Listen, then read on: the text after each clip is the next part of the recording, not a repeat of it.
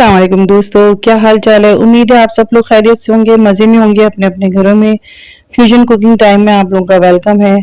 आज जी हमारे किचन में बन रहा है, क्योंकि मैं बना रही थी सिंगापुरियन राइस, तो मैंने सोचा आप लोगों को घर में मायोनीज बनाने की रेसिपी भी दे दूं, क्योंकि मैं सिंगापुरियन राइस में घर की बनी हुई मायोनीज यूज करती हूँ। तो चलिए आप भी इसकी रेसिपी मैं स्टार्ट करती हूँ, आप लोगों से शेयर करती हूँ कि मैं किस तरह से घर में मायोनीज बनाती हूँ सिंगापुरियन राइस में ऐड करने के लिए। तो चलिए रेसिपी स्टार्ट करते हैं। रेसिपी स्टार्ट करने से पहले अगर आप लोगों ने मेरे चैनल को सब्सक्राइब नहीं किया तो अभी सब्सक्राइब कर ले और बेल आइकन के बटन को दबा दें, ताकि आप लोगों को मेरी नई नई रेसिपीज मिलती रहे।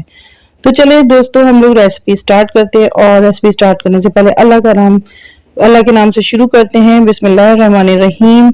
सबसे पहले इसके अंदर 2 अदद अंडे जाएंगे। 2 अंडों से ये मायोनीज पूरा हमारा तैयार होगा, जो कि मैं डालूंगी सिंगापुरियन राइस में। दोनों अंडों को मैं एक ग्राइंडर में डाल के, ग्राइंडर हमेशा खुश्क, उसमें पानी बिल्कुल ना हो, धुला हुआ साफ सा हो, उसके अंदर डाल के इसको मैं इस तरह से थोड़ी देर के लिए 2 से 3 या 30 सेकेंड्स के लिए जो है मैं इसको ग्राइंडर में डाल के इस तरह से चलाऊंगी।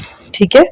उसके बाद फिर इसके अंदर मैं ऐड करूंगी नमक, 1 टीस्पून चीनी, उसके बाद बिल्कुल थोड़ा सा नमक, यानी कि हाफ से भी हाफ टी स्पून के करीब जो है वो बहुत ही कम जो है इसमें नमक जाएगा। ठीक है, सिर्फ टेस्ट के लिए। और काली मिर्च का पाउडर जो है वो, यानी कि पिंच ऑफ काली मिर्च पाउडर जाएगा। आप चाहें तो इसकी क्वांटिटी बढ़ा सकते हैं, कम कर सकते हैं अपने टेस्ट के हिसाब से। 2 टीस्पून के करीब इसमें सिरका जाएगा। फिर मैं ग्राइंडर को दोबारा से चलाऊंगी। ठीक है, ग्राइंडर याद रखिएगा बहुत साफ सुथरा धुला हुआ हो और बिल्कुल ड्राई हो, खुश्क हो, वरना फिर अंडे जो हैं इसके अंदर से उस तरीके से फ्लफी नहीं होंगे जिस तरह से मायोनीज में होते हैं।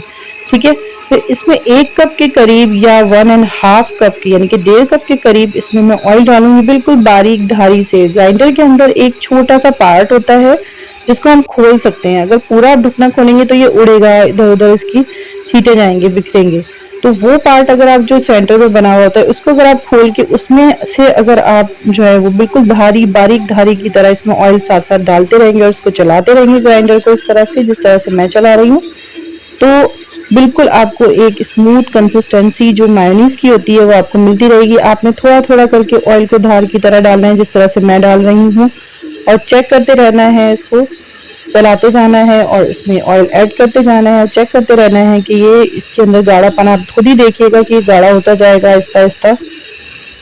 ठीक है, मैं इसके अंदर अंदाजे से, मुझे अंदाजा है 1 कप कितना होता है, क्योंकि मैं नप्पू यूज करती हूँ ऑयल के अंदर, तो मुझे अंदाजा है कि मैं कितना नप्पू डालूंगी कि इसमें 1 कप हो जाएगा या 1.5 कप हो जाएगा।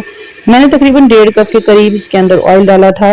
तो एक मुझे स्मूथ, ये थोड़ा सा बिल्कुल मैं चेक कर रही थी 1 कप के डालने के बाद, तो ये हल्का सा पतला सा था। लेकिन अगर आप सिंगापुरियन राइस में मायोनीज डालेंगे तो ये कंसिस्टेंसी बिल्कुल सही रहती है। ठीक है, मुझे थोड़ा सा, अच्छा आपने टेस्ट करके भी देखना है, अगर आपको इसके अंदर किसी चीज की क्वांटिटी कम लगे तो आप बढ़ा सकते हैं। काली मिर्च मैंने थोड़ी सी ऑयल्स में ऐड कर दी थी, मुझे कम लगी थी।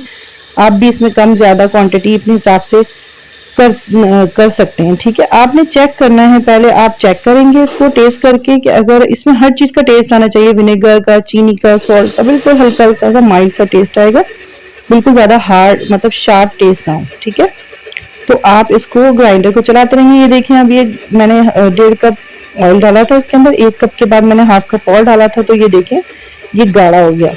ठीक है, ये जो है नॉर्मल जो कंसिस्टेंसी होती है मायोनीज की वो ये वाली होती है। ठीक है, लेकिन जो इससे पहले वाली मैंने आपको चेक कराई थी वो सिंगापुरियन राइस के अंदर अगर आप वो डालेंगे तो बहुत ही बेस्ट रहेगा। लेकिन ये जो नॉर्मली जो मायोनीज का एक टेक्सचर होता है वो ये होता है। आप इसमें लेकर आएंगे तो 1.5 कप आपने ऑयल इसमें ऐड कर देना है। ठीक है, तो ये जो है मायोनीज हो गया है हमारा तैयार, ये रेडी हो चुका है।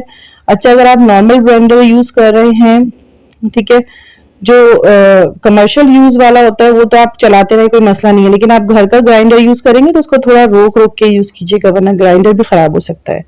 ठीक है, ये देखिए कितना स्मूथ इसका टेक्सचर आया है, बहुत जबरदस्त सा ये मायोनीज घर में आसानी से तैयार हो चुका है।